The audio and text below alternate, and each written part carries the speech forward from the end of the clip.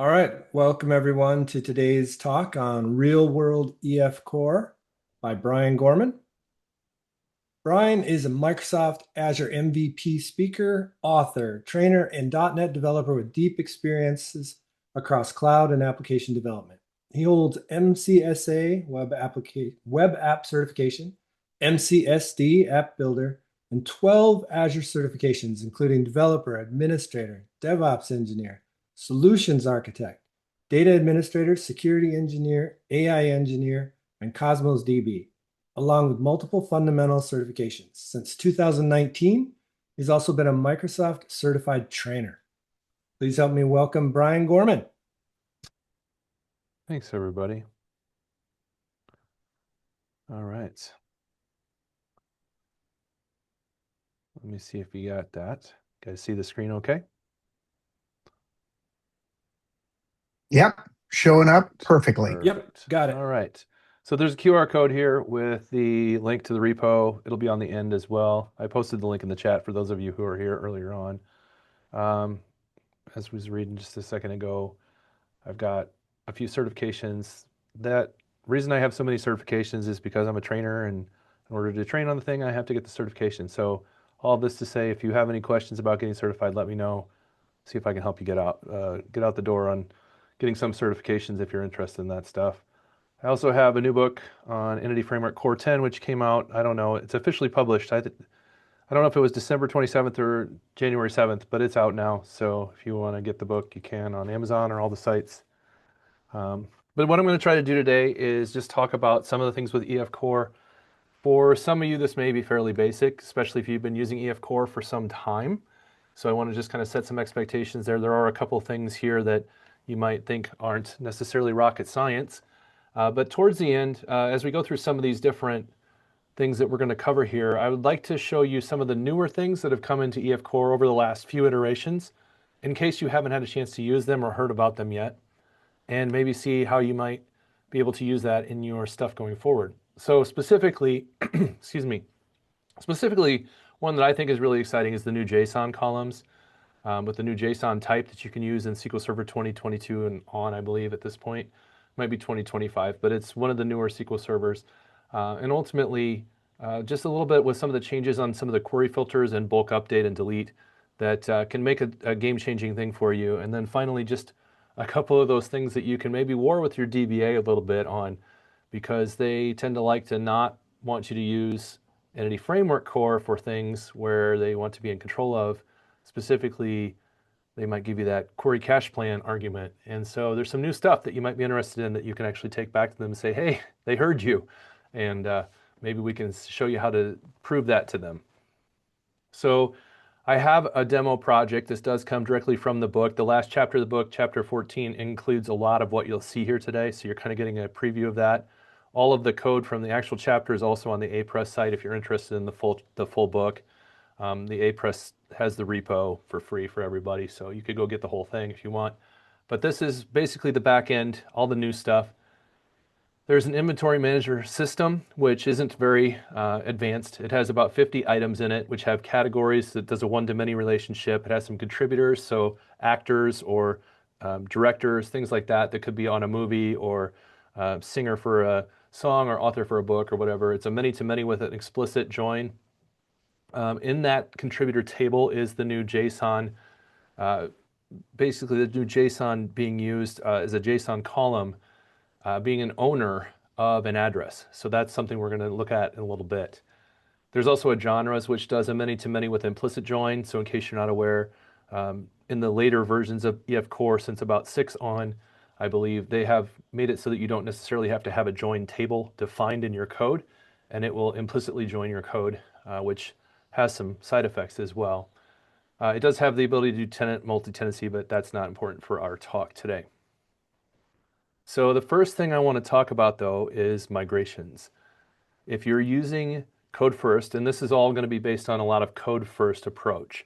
So if you don't like code first, that's also going to be something you're probably not super interested in, some of the things we're doing here. But this is going to use code first, which means you have to have migrations. And if you've ever used migrations in the past, you maybe had migration planning sessions, right? Where you basically said, hey, everybody, let's get together and figure out at the beginning of the sprint, what are we going to migrate into our database so that we don't have conflicts. So things have gotten a lot better over the last few years.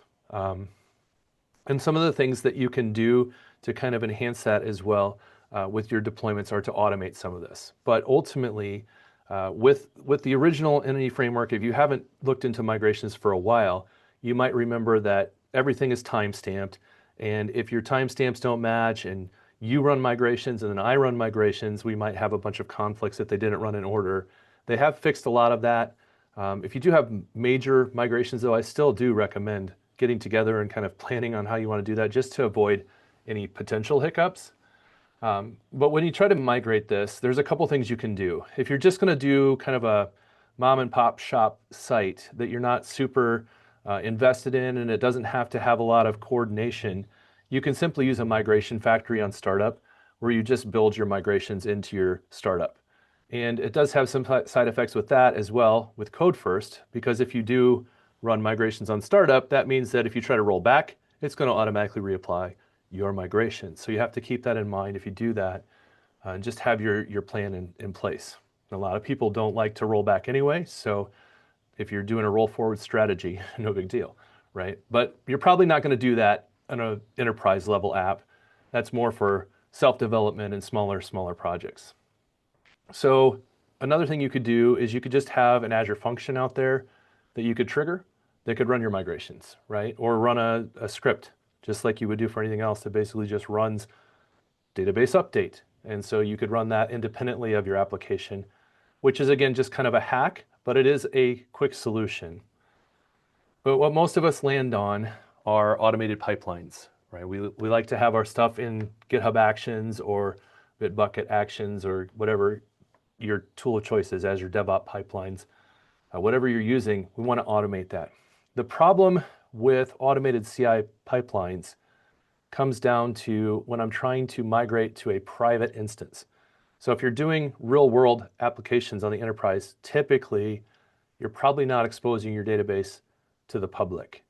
So you have to do a couple of hoop jumps to get that to work if you want to get deployment from an actual pipeline, which are either you can deploy a runner inside of your actual network at Azure, where you would be able to say it has private access to the database already. So maybe you deploy a VM inside of the network at Azure. Of course, that's a little bit expensive. You're talking having a VM to do that. So now we're costing a little bit of money. The other thing you could probably try to do is a migration bundle where you can actually script out the entire migration and run update database.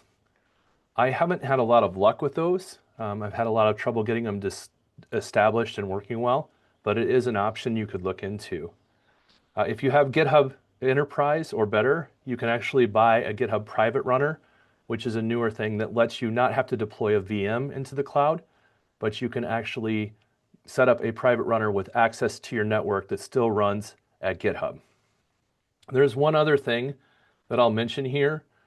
You can try to do this. I've tried this as well and had absolutely zero luck, and it was so much hoop jumping that I decided it was, if this was the real world, I would punt on it because it just wouldn't make sense. But you can actually get an image of a GitHub Action runner, put that on a container instance in Azure, and then try to use that to deploy your stuff from inside the network.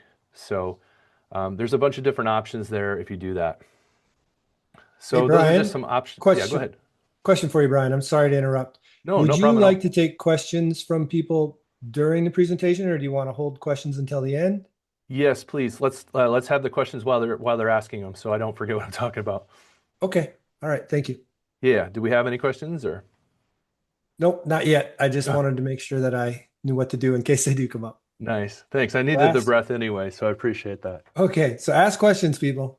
Yeah. If you have questions or if you disagree with me, I would love to hear why, because I don't know everything. Obviously, I know a little about this, but you may know more than me, and I would love to hear from you because I like learning just as much as you do. So if you hear me say something wrong, or if you see something in my code that you're thinking, what the heck is he doing? Let's talk about it. And maybe I'm just doing it wrong, right?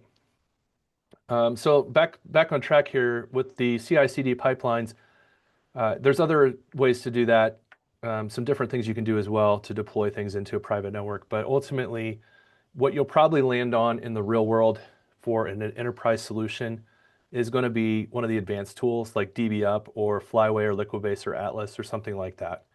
And those are going to be the ways that you're going to want to synchronize your database so that everybody can count on it being deployed to production correctly, and it's kind of in a more organized, more professional manner than one of these other, what I would say is a slight hack, or at least it works, but it feels a little more fragile than using an advanced tool. Cool. So is there any more questions on migrations or anything I've said there that you guys want to hammer out a little bit? I don't use EF Core. I would like to. Could you Okay. just explain migration just the tiniest little bit? Yeah, absolutely. So let me do this by just showing you a little bit of code, really quick. So when you have Entity Framework Core, and if you're going to use the code first approach, you'll use migrations. And so what happens is you model your code for your tables. So for example, I have an item class, right? And on my item class, I have first of all, this is a little bit wacky, but I have a base class that has an ID, right? And so this is a key, it's required. If you, by convention in Entity Framework Core, if you name this ID without any change there with this an integer, Entity Framework Core will know that's your primary key and will automatically set it as an identity that increments one by one. But you can also name it as a key if you need to. You can also give attributes like required, default values. Now, what's interesting about a thing like a default value here is this is for the client side only. If you really wanted a default value of false on that bool in the database, you still have to do more configuration to make sure it gets a check constraint. So you got to keep that in mind. But this will at least keep the code side from screwing it up. And what happens here is the item class then defines all of its properties, has its string length and such. But say I wanted to change something about the item class, like maybe I wanted the string length instead of 200 to be 250. So typically what that means is my database needs to have a new length of 250 instead of 200. So I would have to run a script in the database to do that, update that, synchronize my code objects if it's proxies or whatever I'm using to make sure that my code can write to the table with the right length. What a migration does is it automates this process for me. So once I have my code wired up, you have the database layer here. Just give me a second to get from it, really refresh with this. On the database layer, I have the inventory DB context, which is how this thing knows what tables I want to have in my database. So I have items, categories, contributors, etc.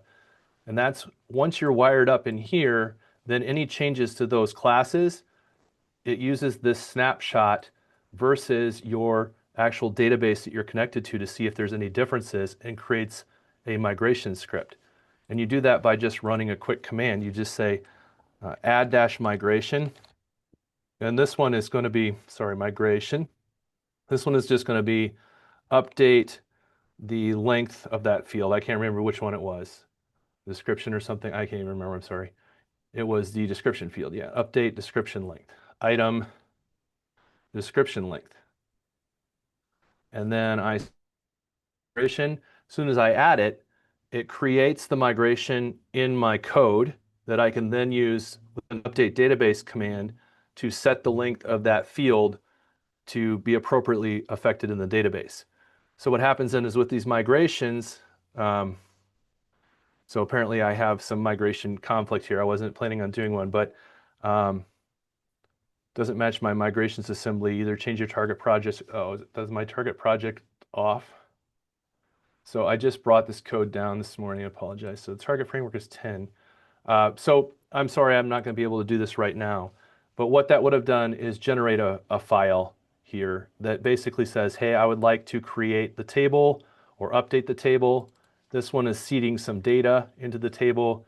And so what these migrations do then is when I pull down this code onto my machine as a new developer, I just run update-database with my connection string set, and the entire database schema and any data I've seeded is immediately in my on my machine on my local database that I can use in order to communicate and work with the application with the database. I don't have to go through setup scripts or anything like that.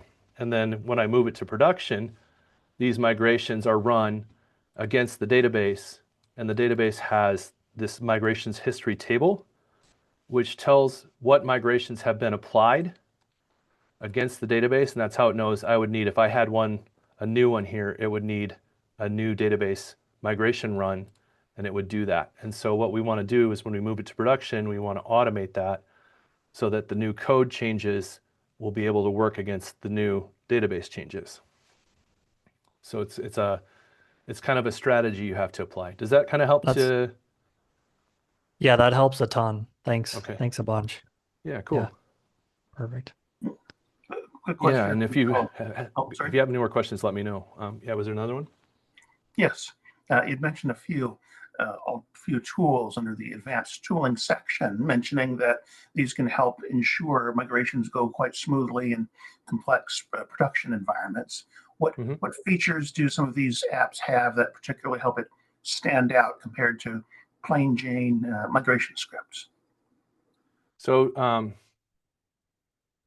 Redgate has a flyway, right? And so what this does is it allows us to try to avoid having problems with getting our connections, our migrations deployed into production. And so it basically separates the process of the application deployment from the database deployment in a way that makes it much more simple. It works in multi-cloud, so you don't have to try to figure out your processes there. I think there's a free version, you can try it, but if you want to use this in the real world, it is going to cost a little bit of money. As far as like the features that go, it's more just the fact that for me, like I'm not trying to remember which part of the process I'm in or have separate pipelines for different things or make some hack on an Azure function that runs the update database.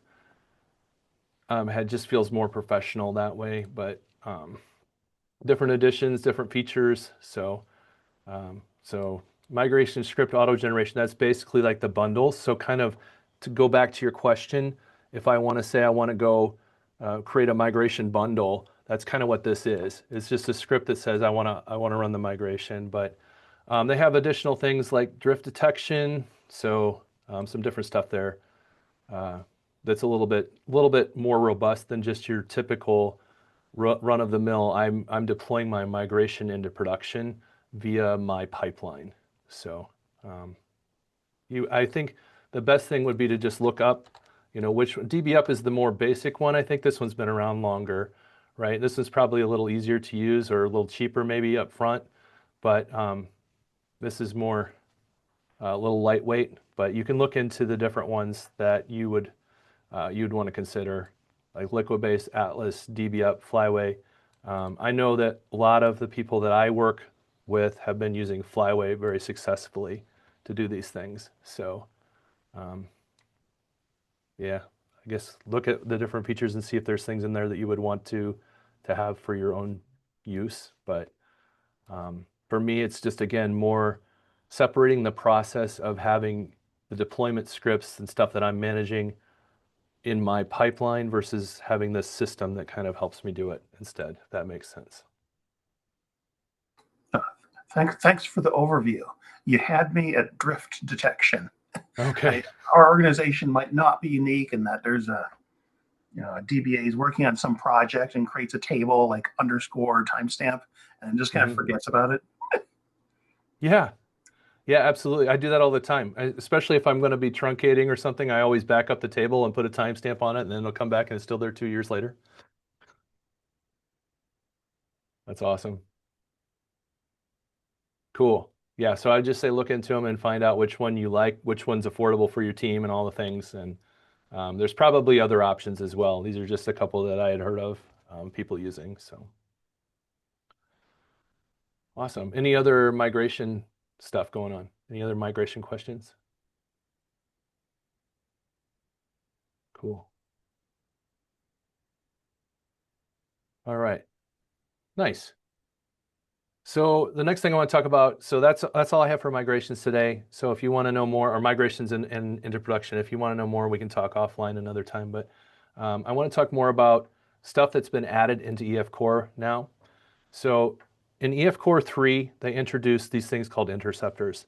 So if you're not using EF Core, then you don't know about these at all. But if you are using EF Core, you maybe didn't hear about them yet because they are relatively new. I mean, EF Core 3, I guess, has been around for a while, but they were brought on. They were actually introduced in EF Core 3, not 6. I think I thought 6, and I don't know, but they were definitely improved in EF Core 7, and we're on EF Core 10 now as of November. So a couple of things that these do really well is logging, but one that I really like, and I'm going to show you, is I can automate my entire soft delete process with an interceptor.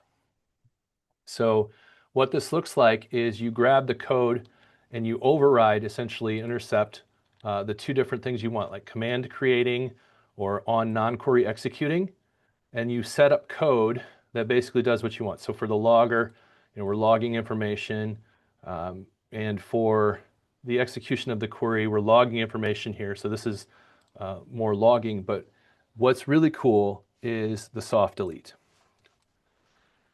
So right now, if I look at my categories table,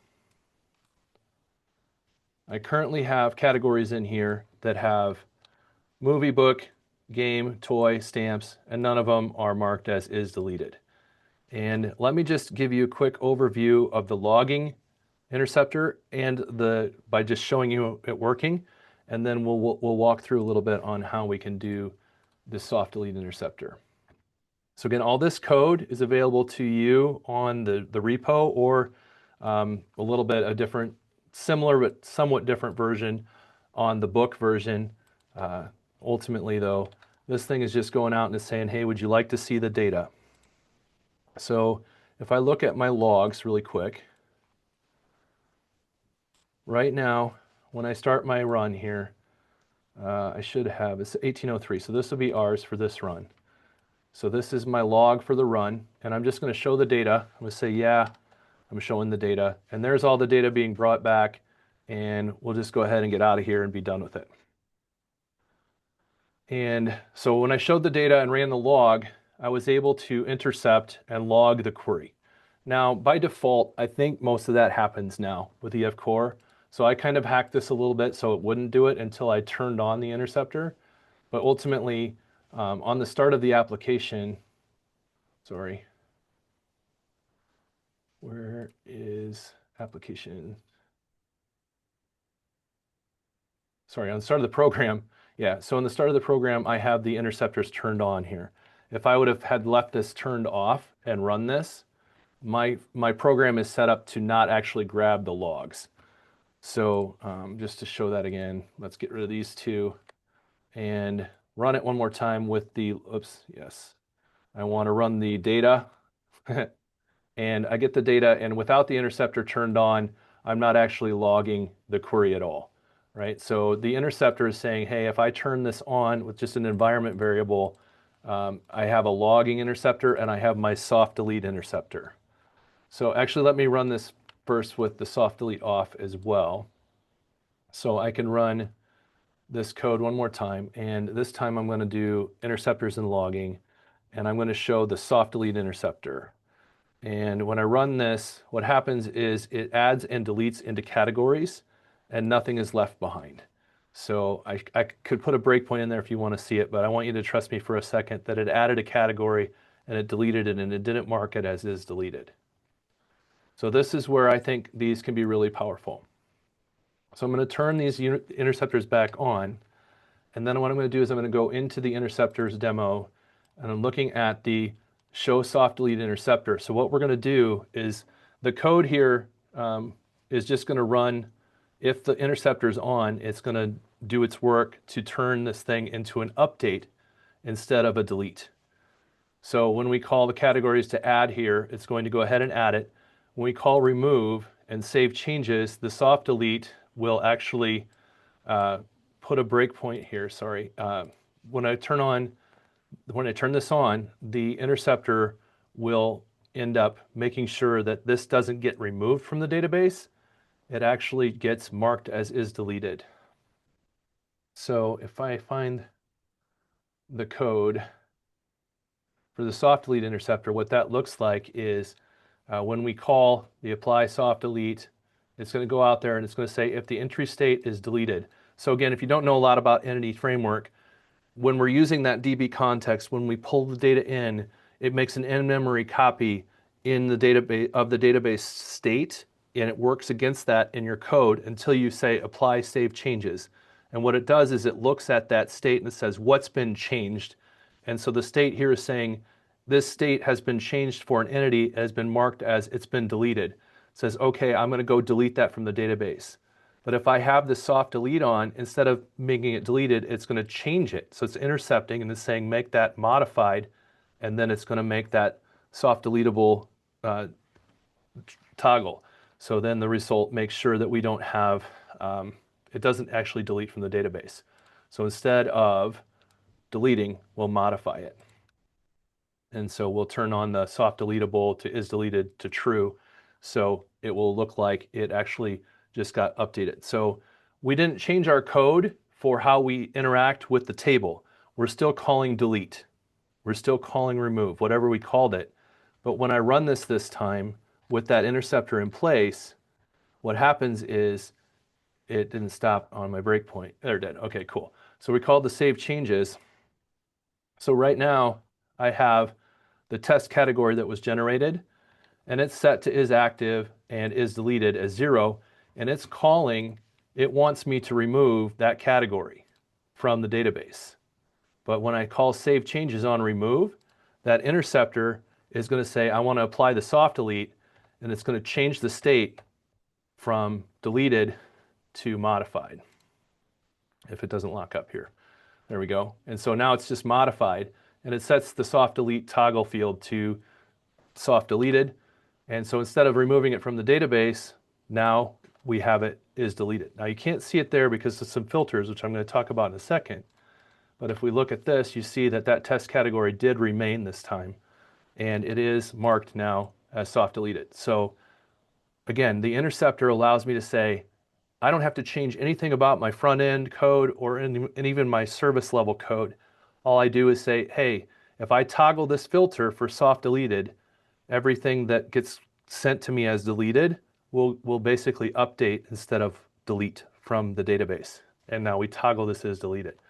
So it can be a really nice way to save some changes without having to make a lot of changes on your front end. So that's why I like it.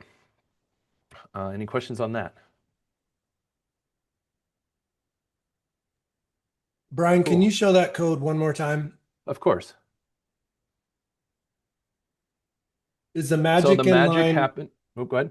is the magic in line 20 there? I see what it's doing in line 19. It's changing the state from deleted to modified. Right. What is line 20 doing? So line 20 is setting that field for the is deleted to true. So just setting it to updated wouldn't do me any good. It wouldn't toggle this to 1, right? So I see. I see. yeah. So it sets that is deleted field to true. That's what that line is doing. And the So, name of yeah. that field could be anything. It doesn't have to be is deleted. It could be Of soft course. delete, Yes. right? That's why you're using Yeah. name. So this is just looking at the current values and it's finding a field.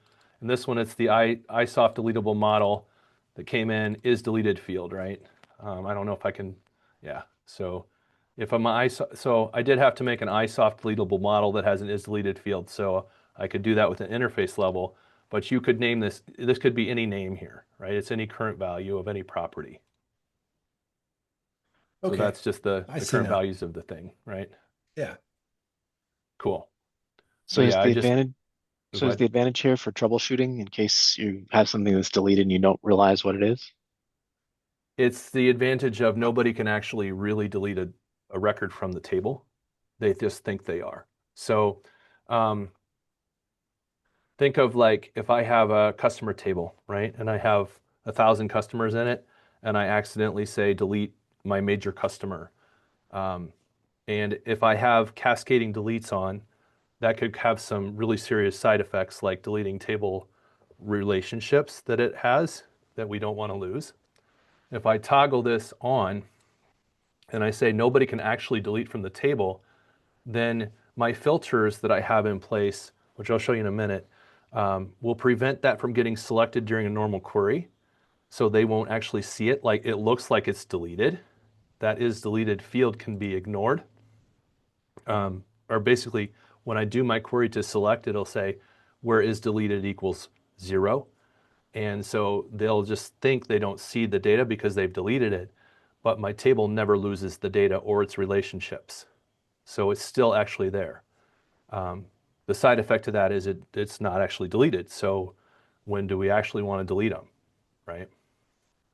You just, as a matter of course, add that clause to all your queries then to say is deleted has to be false. Is that kind of the pattern that you follow? So it's a filter. So that's what's really cool about it. If you don't have the filter, then yeah, you would have to add that to all your queries. But if you use it as a named filter, then it will automatically be removed from any query like it's not there. Just like you had said, is deleted equals 0 until you say ignore the filter, which is, well, I'll show you in a little bit here in a second once we get all that figured out. But let me show you really quick what I mean by it's a filter. When I define the table in the context, when you define, where's my context? Yeah, there we go. So when you build your stuff, you tell the entities if it has a query filter, right? So here's the category we were just looking at, right? It has a query filter called soft delete, and it returns not C is deleted. So return it if it's 0, right? Is basically what that's saying. It also has another one for active, which says return if it's active. So both of those filters are automatically applied to every query. So if active is set to false or soft delete is set to true, a normal query will ignore the record from Entity Framework. Yeah, so you're doing that at the model level when you set that up. Yeah. So we use the on model creating to do the Fluent API to define that, yeah, these entities are definitely soft deletable or activable or whatever you want to call it, right? You can also do tenant level stuff on this. So if we look lower, I have a tenant on the items. So you can say, hey, if the tenant is this, now this is a hack. It's just doing tenant ID equals 1. You would, in the real world, you would have somebody be logged in. You would use their current tenant. You wouldn't just hard code the 1 there, right? So just pretend that's the tenant you're on, like the user knows their tenant ID, right? But that's how you would say only the items for a specific tenant. And then you can store everybody's items in the same table, which is a little bit risky, but you can do it. And only the right tenant would get selected. But the real cool thing about that is if you want to build like a SaaS with multi-tenancy, you have the tenant ID being set to 1, 2, 3, 4, 5, but you can turn the filter off for the host and he can see all the records, right? So they can see the tenant, all the tenant's records if you have that filter turned off, which also makes it somewhat powerful and dangerous. So you have to weigh these things in mind, right? But yeah, that's what the filters are doing. Thank you. Yeah. So the dbset model doesn't have the is deleted field in it. It does have the is deleted. Otherwise, it wouldn't put it in the table, right? So item is a default base model which has is deleted and is active in it by default. And this is again very contrived, right? So to make the make the examples work really well, this is very contrived. So I just said everything is deletable and everything is activable. In a real world, you'd probably separate those out into their own interfaces and only have certain models that you want to do that on, right? Some of them you're never going to make them is deletable. If somebody calls delete on it, it's going to get deleted no matter what, right? Or maybe you don't have an active flag on everything. And maybe you just say, hey, do I really need is deleted and is active? Because that's going to cause some headaches too, which I'm about to show you. And you just use one, right? Which would be a better solution potentially. So cool. Does that help to answer some questions? I'll just add, in your defense, I think certainly with is deleted being moved into a base class in the interface, this is a pattern I have seen. And some organizations have this muckety-muck architect say, we are doing soft deletes everywhere. And this is precisely how I've seen that implemented. You're right about the, is deleted and is active simultaneously, but otherwise this is just textbook. So you got the base class with the is deleted property, and then you have an interface, and then like back in your interceptor, you reference name of interface name dot is deleted, which is like real. It's like the real refactorable way to like reference the field name. So if some pedantic person wants to rename what they call a is deleted column, you don't have to remember to like also come back to this file. You just do your F2, and it's all updated, and then you call it a day. Yeah. Yeah, that's just learned through pain. That's just pain. When you don't do it this way and you have to change something, or you don't have the ability to toggle something, it can be really painful.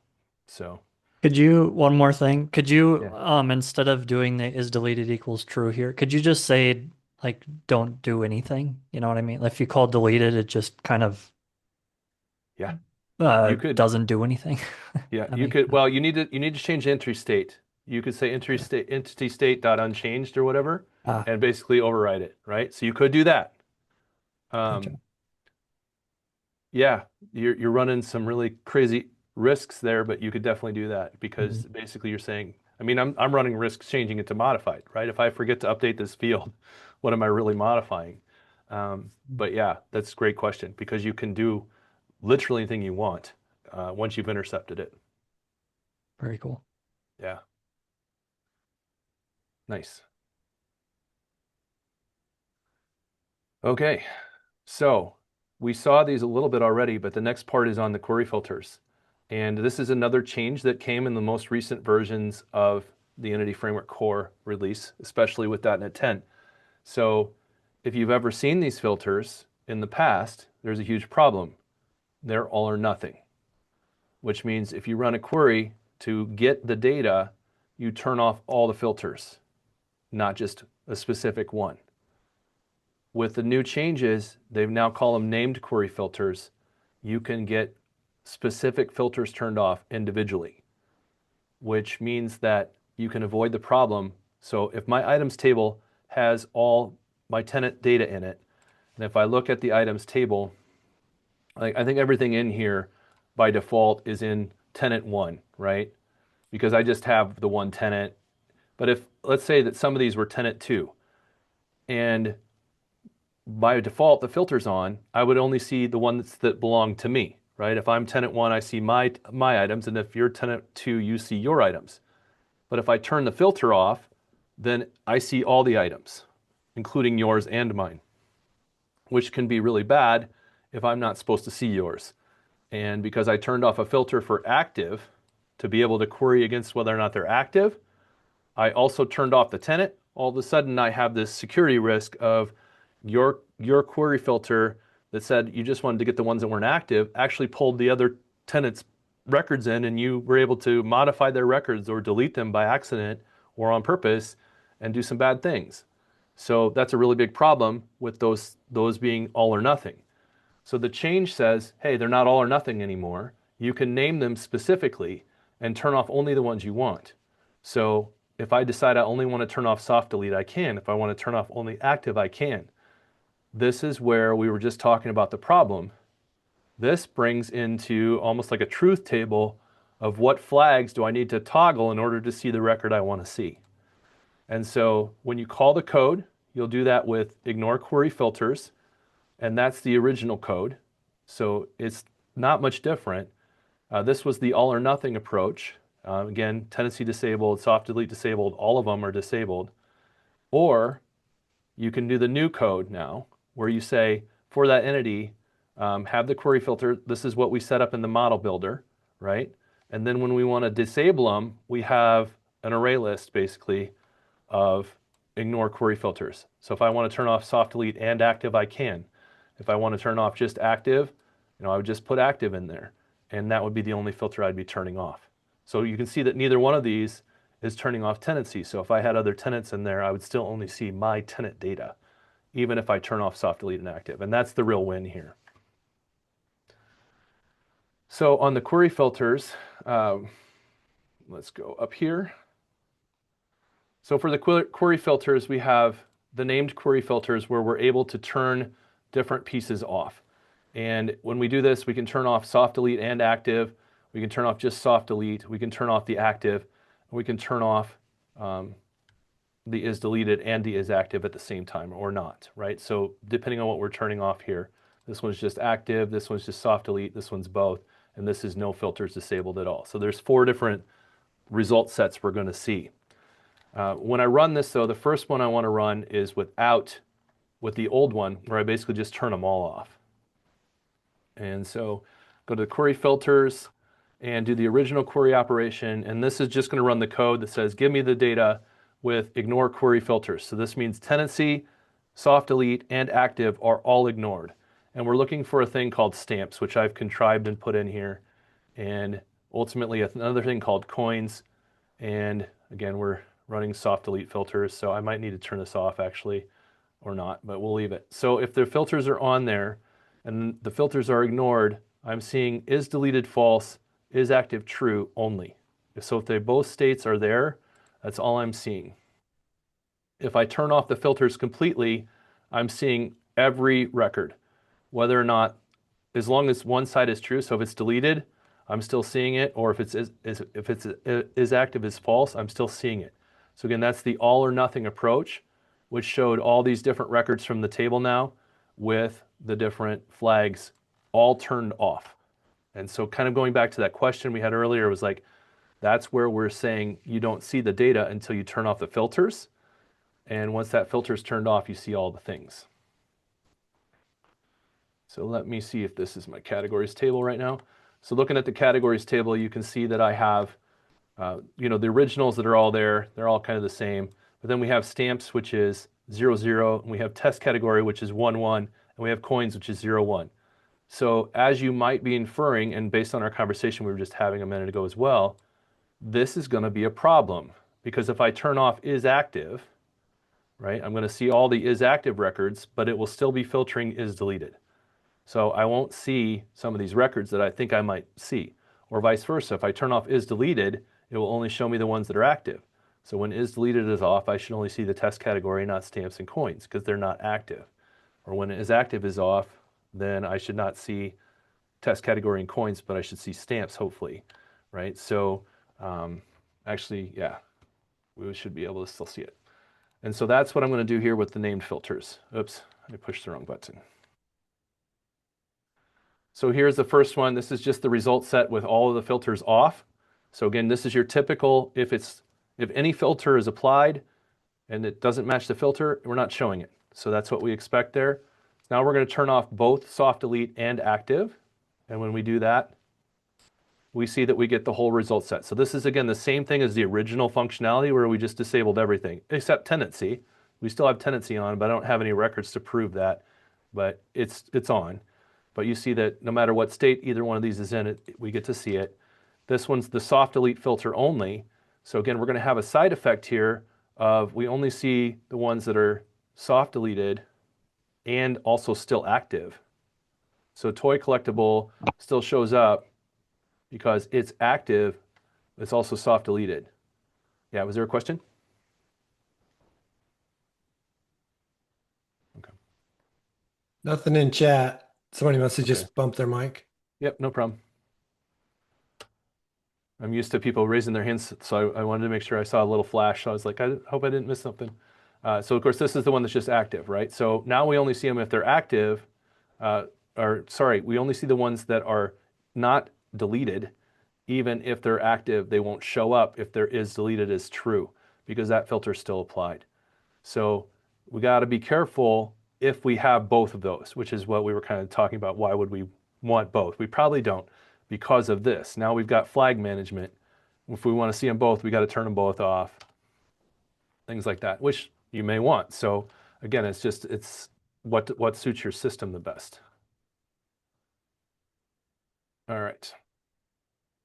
So anyway, I think they're pretty cool. Hopefully, if you're using filters, being able to toggle and not have all your tenancy or everything would work. The next feature I want to show you is the new bulk update and delete. So I'm sure there's people in this room who have written the query for each record. Go get me the table, select from the table for each record, set some field equal true, DB save changes, right? Something like that, where you're basically having to do a bulk operation across the whole table. Or you've done some bulk load and your DBA, rightfully so, said, we're not going to let you do that in code. You need to do a store procedure because that's going to be a long running thing or it's going to cause all kinds of side effects. So we've used stored procedures and bulk updates and bulk deletes. But what we're going to do now is be able to see that there's a better way to do this with the new EF core that hopefully will let you fight a little bit of a battle against the database administrator saying, hey, we don't necessarily have to use a store procedure anymore if you don't want to. So this is kind of the original thing. You'd go get all the items. You'd say set everything is on sale to true, and then you'd say save changes. Now that's touching every record. Not only you're pulling all the record across the client, you're then updating basically an O event operation where you're hitting every record and then sending it back and saving the changes, right? So in the new operations, you can do a command called execute update async, and you can set the property is on sale to false or true if you want to with one call. And what happens is this doesn't bring all the records over to your client side, and you don't touch every record. You're basically executing a one-off command into the database, and it does run somewhat asynchronously from your control at that point.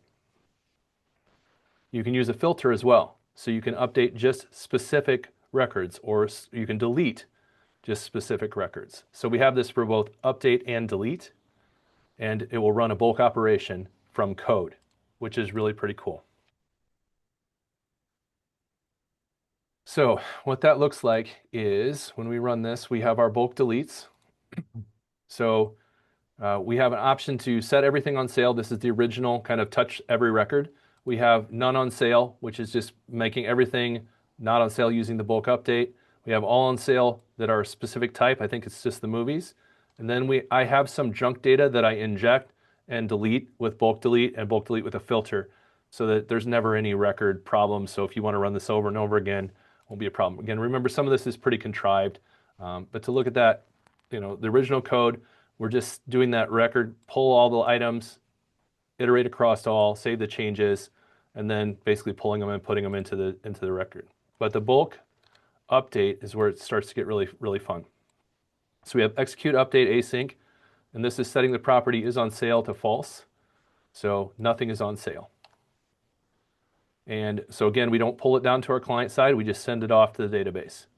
And the bulk update movies on sale, same thing. We say execute update on sale, set the property is on sale to true, but this time we're able to use a where query. We're basically saying where the category is movie. So you can filter what's getting bulk updated right here in your code. So no more SQL script to do a bulk update. You just run a simple link query using execute update async or execute delete async, and you're golden. Now, the execute delete is a little bit the same. It has the same kind of approach where here I have created some junk data. I've just injected some as good and some as bad just to contrive the scenario.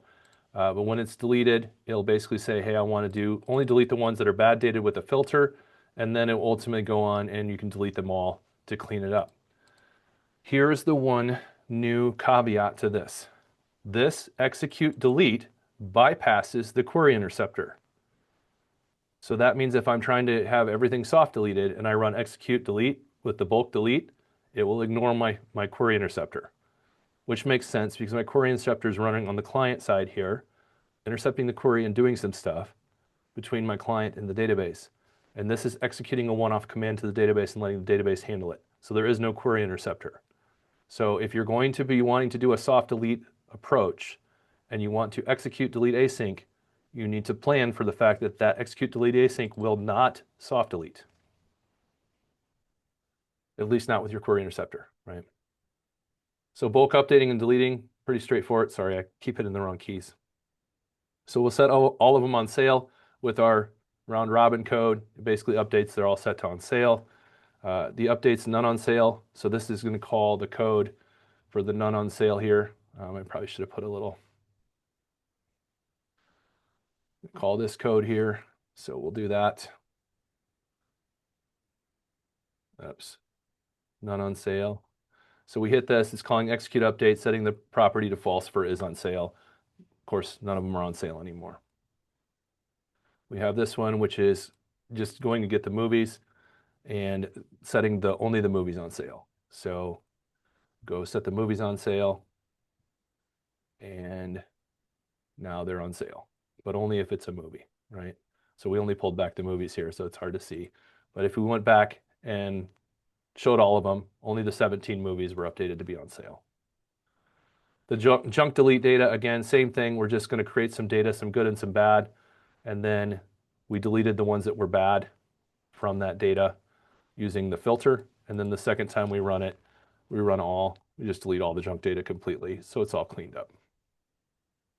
But that's the asynchronous execute update and execute delete async calls, which can replace a script, SQL storage procedure, if that's your thing. Right. Cool. Any other questions on that? Do you know how that performs, compared to a stored proc? Is it similar-ish or? I would say it would be similar-ish, but I don't know off the top Okay. of my head if it's any better or worse than a proc. Sure. So I will say that the good news is it should use the execution plan since it's running against on the database side of things. It's like sending the command to the database to do it. So it should perform similar, but again, it's not your complete control over the scenario. So the good news is yes, it can replace the stored procedure, but I do not know if I don't know how it competes in performance. You'd have to profile that and see. Sorry. Mhm.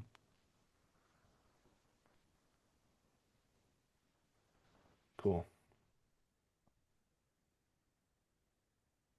All right. JSON. Has anybody ever done JSON columns in your database to this point? I'm sure some of you have. Settings or some other thing that made sense.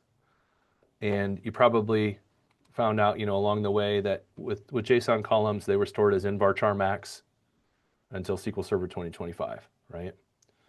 So the newest database, SQL Server 2025, is going to allow us to actually have a thing called a JSON type. And it's pretty cool. So we can use a JSON column with a new JSON type. It's going to work the same as before, but you can join it and query it directly if it's like it's a full object, instead of having to do some different hacks on the query to get the fields out of the JSON. So before, you would do something like this. So the contributors has an address that it owns. I guess I could show you that in code really quick, just so you see the contributor class has an address, and the address is nullable because you could have a PO box or a street address. So it makes a good target for JSON because some people might have just PO box, some people might have addresses. So we don't want to have all the fields the same. Where the real important thing happens is in the context. When we make the category, it has own one here. So on the entity for the contributor, we say that it has the properties it wants, but it has this owns one address as a.2JSON. And what this does is lets it know that, hey, this is a JSON column, and we're going to try to treat it as such so that we can query it like it's real, like it's still an address object, just query it by field, rather than use JSON strings and try to parse out pieces of it in our code. So what that looks like is the old way would have been this: select star from contributors where JSON value address $.city equals 0 with the city defined parameter to list async, something like that, right? So you see how you're pulling the JSON value, parsing for the city, kind of putting in the city you're trying to find there. And the new query looks like this with the JSON type. C address is not equal to null and C address.city equals city defined, which I think you can agree as a developer, highly advantageous to this, right? So I think that's why they're pretty cool. So we're going to try to take a look at them here. and try to make this work. So if we look at our JSON column demo, where is JSON? There we go. So the original query, again, just the original query just says select star from contributors where JSON value is a city. And then ultimately the new query, getting contributors by city, can use just a regular old where clause, even though this is going to be stored in a JSON field. Now in my database, I believe it's still in varchar max at this point because it's still a SQL Server less than 2025, but it still works, which is great. So I have some seed data in these random addresses that kind of lets the contributors have their addresses wherever addresses is stored inside of the contributor, right? So their address is currently null for some of these, but hopefully when we build this thing out, it'll put some address data in there and then we can find who lives where. So working with the JSON columns, so the original JSON column demo is just going to go try to find, sorry for the scrolling, that SQL raw query, and then the new query is going to use contributors in city or contributors with a PO box by looking directly at the fields. So we'll go ahead and run this, and the original query again just goes out, says, hey, give me all the people, select star from contributors where JSON value address city is equal to, in this case, Lakeside. And run that. Oh, sorry. Starting to get demo brain. I think I pushed too many buttons. One more time.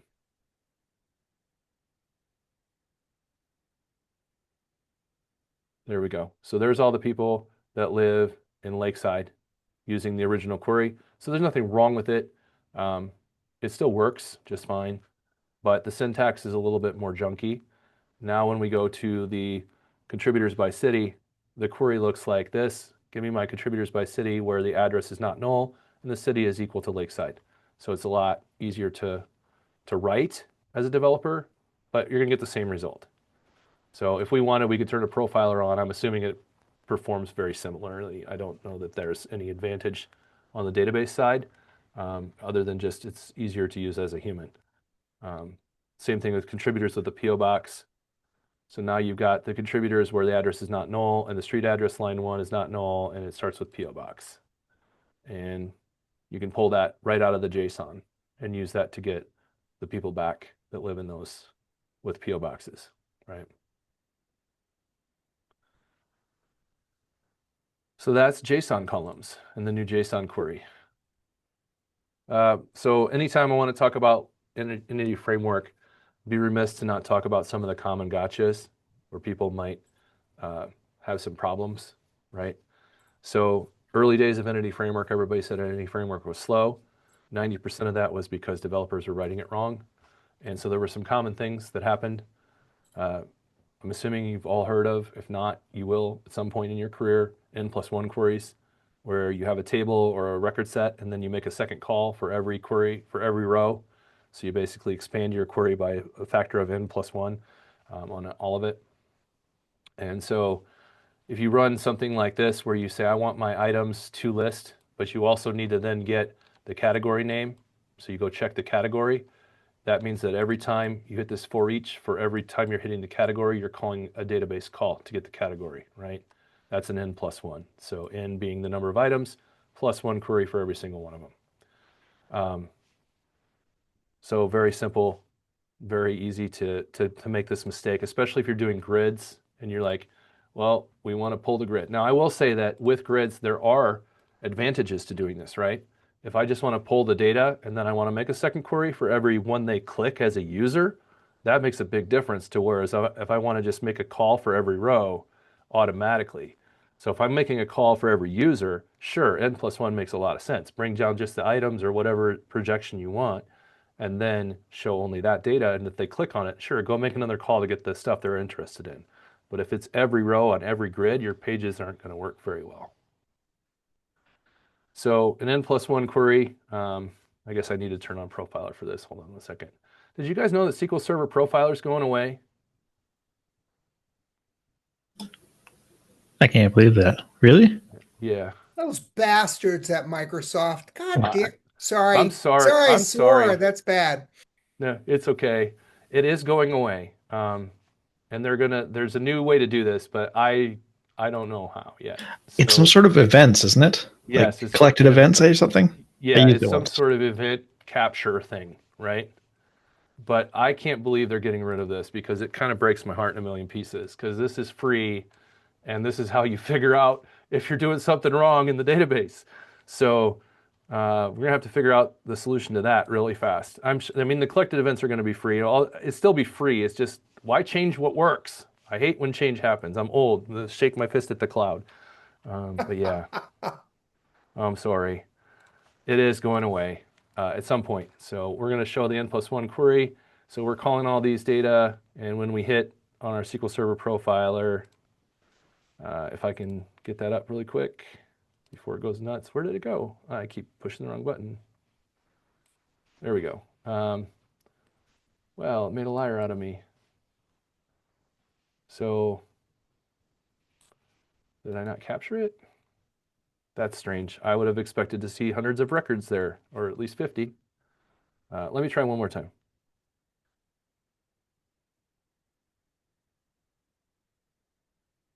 Interesting. So maybe, oh, maybe I don't know. I'm not sure what's happening. I would have expected to see plenty of records here because if we run this query, it's not pulling them all, is it? Could it be the type of event that you're probably listening to in the profiler, maybe? Yeah, it got them all. But it didn't get, yeah, it got their category ID too. So it did pull them all back. So it's almost like this is using a projection. Hold on. I didn't screw something up here, did I? I would have expected to see query after query after query there on an n+1, which would have said every time I'm for eaching link enhancements, demos. So, sorry, it should have been show n+1 query. Yeah, it should have been making a call here every time. I'm not sure why it didn't. That perplexes me. Maybe they said, hey, you're doing n+1 query, right? That should be a query call. That should be a query call because the item when it comes down here is not automatically including the category, right? Okay. They all said no category, but I assume it still has to go check to see that it's no category, right? Or is Well, item. yeah, it's saying it's oh, here we go. So I'm saying item dot category name or no category. So I think maybe my call is saying you don't have to go get it. That's what it is. I think I just have a bad call here. I think I need to actually try to populate the category name and then it would say, yeah, then it would hit it. I thought it was getting it before though. That is so strange. I apologize. That query is not right or something because it's getting data, but it's not getting it's not pulling it, it's not doing the join, right? There's no join here. And so what I was trying to prove here is that every time I hit this, it would have to call another time to join to the category on the category ID to get that. And that would be an additional call for every run. So let's pretend that happened and move on because we're not going to want to do this anyway. And the next thing is to show you how to fix it. And the easy way to fix it is to include on the initial call, right? So when you include, you're basically saying, I'm going to do an eager load of all the category data along with all the item data. So again, this does increase your load. Now you're getting all the item fields and all the category fields. So by default, if I do this, it's not filtering any fields out. So it's bringing every field from both tables and populating the item. So if I run this for the link enhancements for fix n+1 query, which by the way, this is not an enhancement. This is just life working better. So now all of these do have categories. So the categories are all pulled in and the query that we ran should also have brought in the inner join here. So we see the query is much better. It's not running a query over and over again. It's actually pulling in all the data. But you do see this bringing in every single field for every record. But we do have the category data populated in memory, which means now we can pull their categories and display them to the user. So the first fix for n+1 is if you really need the data, use an include. Don't try to call it as you need it in a for each loop. And again, the caveat here is if I'm pushing a button on the website to get this, that's perfectly fine. If this is loading a grid on load page, not so good.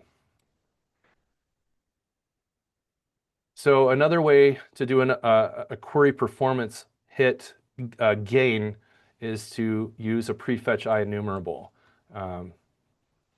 So if I have this, if I have this prefetch, then I'm getting data ahead of time. And so this is a hit to the database. So I'm calling, saying I want to get this thing, and then I'm also selecting again, and then I'm to-list asyncing, right? So I want to make sure that I don't to-list until the end of this thing. And anytime I'm trying to force it into an enumerable is also typically bad. So the answer to that is to fetch only once to get the same data and only to-list at the end of it. And so you can make your query work a lot better. So if I do a prefetch IEnumerable, which is going to cause extra pain to the database, it'll still get all the data back, but I should see, again, some hits to my database, kind of where things are happening, wherever the code is happening here. So I should probably have cleaned it. But we're getting all the data. Yeah. I don't have additional hits. Let me see if I can prove it.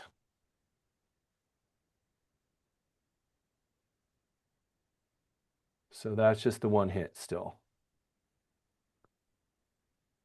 And then one fetch only would do the same thing. So what do we got in the chat there? That was from before. Okay, yeah. It's not showing the data until we actually want the property. Yeah. Yeah, I think you're right, Brent. I think if I wouldn't have used a nullable property, it would have said, I need it now. And I think that would have fixed it. I think you're right. With the fetch only once approach here, to fix this query where we did the prefetch,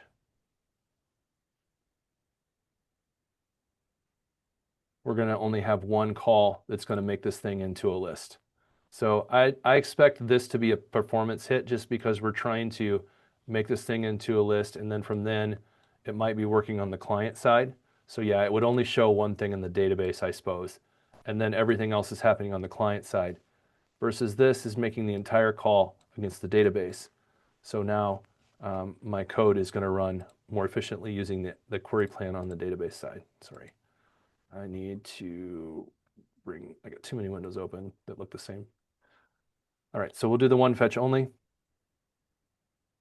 And it gets the same data back, but the query that runs should be a little bit nicer to get the data, all of it ordered and joined and stuff from the database side, not using any client-side operations. So the original one would have used some client-side stuff. This one is going to get all the data back that I want, already ordered and categorized and all the things I needed. Versus I could have pulled the other one and you would see that it's the same data result set in the client side, but the data side coming back would have had to do some stuff. Now, here's a cool one. The new left join link thing. Now, the thing about the new left join link is that this does nothing for performance or for the database at all. This is only for developers. So you have the data report where we were getting a data report and we wanted to have all the contributors using a group join, a select many, a group by, a select, and a to list. And so this is the original query which pulls in contributors with their item counts.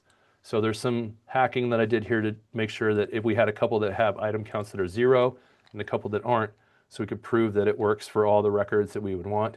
So this is contributor data report where we say all of the people that are in the database and how many things they've contributed to. So the original query used this massive group join, select many, group by, select, and to list to do that.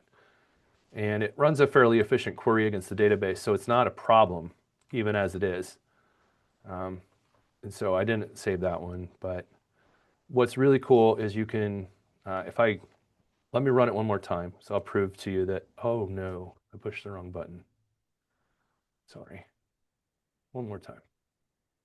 So we'll do the link enhancements, the show contributor data report, and we'll get that data back, and then the SQL profiler will show us that this is the data that it gets on the query.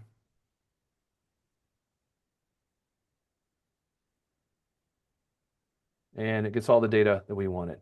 But the new one is using a left join. So the code is almost exactly the same, except for it's a little bit more concise. It's contributors.left join instead of this group join and select many and group by. We do a left join and group by with the same select and to list. So nothing much has changed on the bottom part, but the top part is much more concise using the left join now. And the result set will be exactly the same, but what you'll also see is that the query generated by SQL, by MD Framework into your database is exactly the same as well. So there's no change in the query on the database side. It's the exact same query, but it performs exactly the same, but it's a developer thing now, making that query much more concise than the first one. So it's more for us than anything. You can't argue with your DBA on that one. All right, and we have query plan reuse. So this one you can't argue with your DBA on. So in the past, you might have heard that any framework doesn't use the query plan because anytime you have variables, it doesn't show up in the query plan execution. It basically says, I'm not gonna let you store that. So that means every time you make a query like this DB items include and send that off to the database, you have to re-execute the query plan. You don't get the benefit of having the query plan like you would if you did this with the stored procedure. And that's one of the number one arguments that you would get from a DBA. And it's a valid argument. Like we would have a problem arguing with them saying that our stuff is insufficient if we know that when we make a call to the database that it's not storing it in the query plan. I keep hitting the wrong one. So what this did, which is different now than what it used to do, is it adds these filters. So if I have a parameterized filter like this, what happens is my database can now look at this and say, I am able to put this in the execution plan. So what's interesting is that it only puts it into a parameter if you use a parameter in the query. So here you see that I have this like n equals s. It's still using a %s in here, which is not executable in the query plan. But putting this query category filter for the movie, it is. So it gives us a nice little ability to say, hey, guess what? If we use this right, it will now work with the query plan. So I think I got the cart ahead of the horse a little bit on some of the slides here. So that was the left join. So this is the query plan, right? So if we had a query before, it would say where some column in 1, 2, 3, 4. Now it's like some filter contains the thing. And that gives us this really nice ability to say it's now in the query plan, but only when we put that into our code. So if I hard code where the item name contains S, like this, it's not going to go in the query plan. But if I put it into a query filter or into a variable, into a parameter, now I have my item filter, which was where the %s was before, and the category filter. Once I put those into variables in my link, then when the database executes it, it'll say, oh, these are variables. I can put them in the query plan. And then the next time that link is called, we do get the advantage of using the query plan versus before we wouldn't have. And that's going to be our big win for some performance things if people are arguing with us that it's not using the query plan. So if we just use S and movie here, we can see that that's going to pull back a query that ultimately puts both of those filters into something that will be stored in the query plan. So now, instead of having hard-coded %s wherever that was before, it has this where the item filter contains this, and the item filter here is stored as a parameter. And the category filter contains movie. So whatever you pass in there parameterized now says I'm in the query plan. The next time if I change that to queue and this to book, it will still use the execution plan, even though those values have changed, which is a big improvement over what any framework used to do. All right.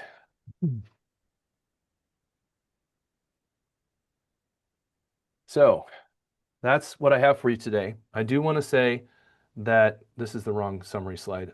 Sorry, this is from a different talk. I apologize. This is from a security thing. This is not a security talk. So we'll just skip that. All right, there's information about me if you want to connect. No, Apologize for I that. kind of it begs the question, sleep better. That's it. Yeah. That's a good I kind of wonder more about that talk. Well, Wow, it was that's good. this was a talk that I did.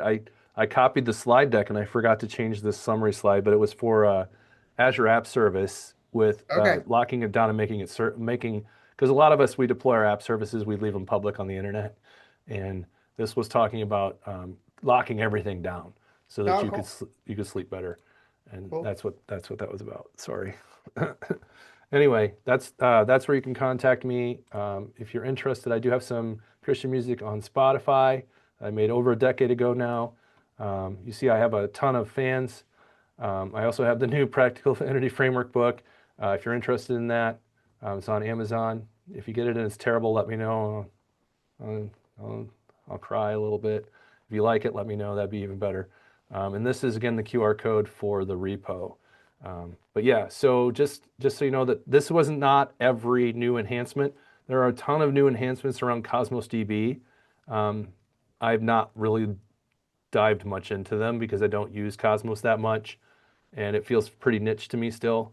So I haven't done that. But if you are using Cosmos DB, I would say definitely look into the enhancements in Cosmos DB from Entity Framework 10 as well.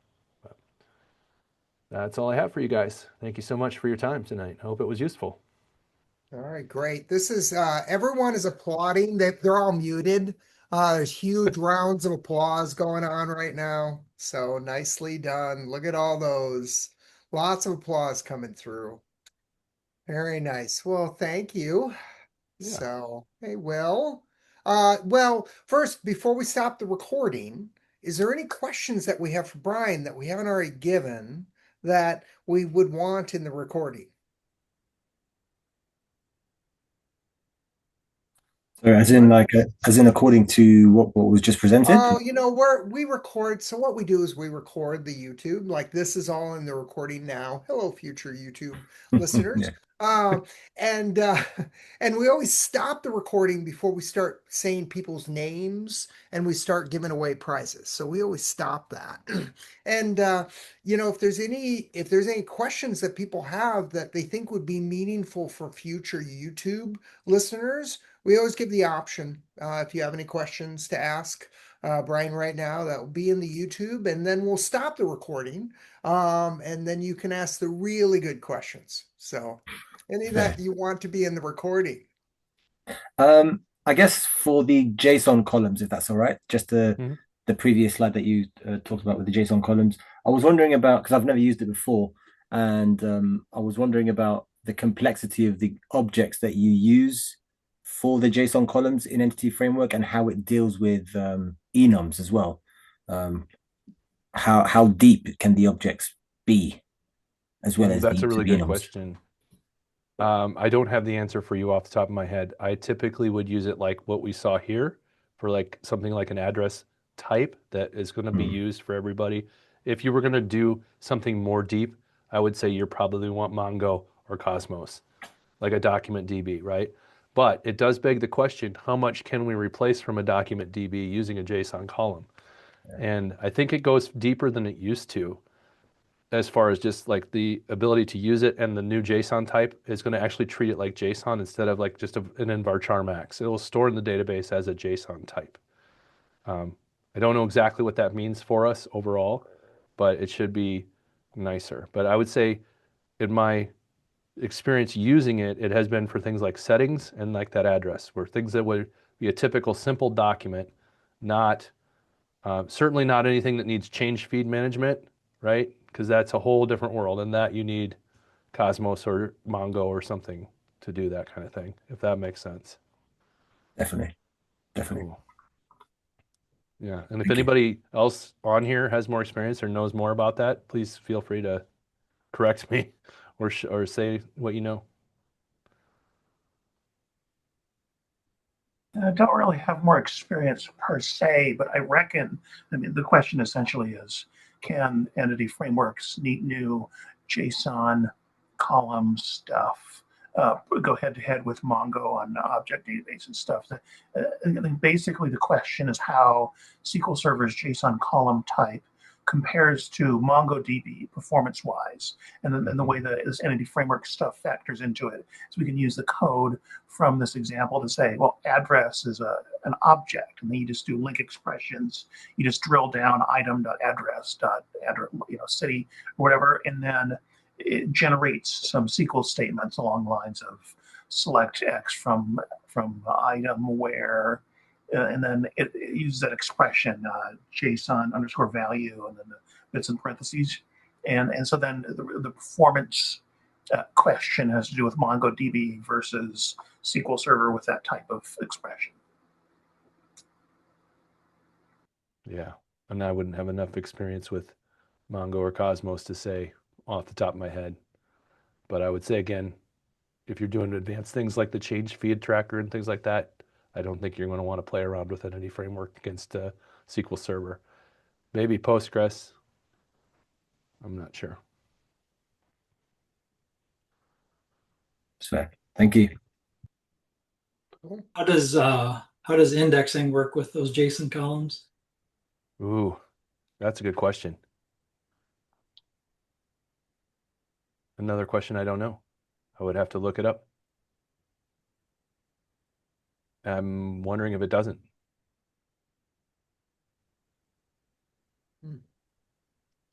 Well, if anyone watching on YouTube later knows the answer, go ahead and put it in the Right. comment section. So, and if we find out the answer later, we'll put it in the comment section down below the video. Cool. All right. Any Yeah, again, additional- like the whole, Cosmos DB, you have the whole ability to do the indexing, right? So I'm wondering, like, if you need to go to that level, if you're not just better off. Like this be kind of like your first level of defense, but then when you really need it, I'm guessing that you would fall short in any framework, at least against SQL Server. Cool. Any other questions for Brian? All right. Well, thank you everyone for coming today. Be sure to come back in February. We're going to give away some JetBrains licenses, so don't go away. Sam Nasser is giving a talk in February.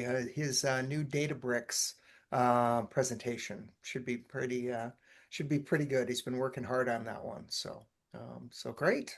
Stop the recording now.